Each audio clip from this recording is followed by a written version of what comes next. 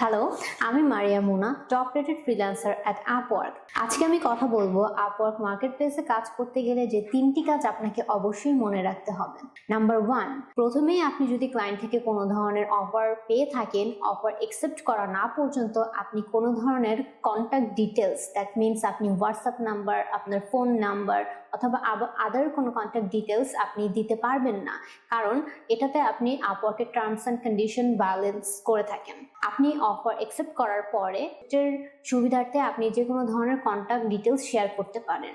Number 2, Upwork market প্লেসে কাজ করার ক্ষেত্রে আপনি একটা ডিভাইসে একটা আপওয়ার্ক অ্যাকাউন্টই লগ ইন করতে পারবেন। আপনি মাল্টিপল আপওয়ার্ক অ্যাকাউন্ট কখনো একটা ডিভাইসে লগ ইন করবেন না, এতে করে আপনার প্রোফাইল সাসপেন্ড হয়ে যেতে পারে।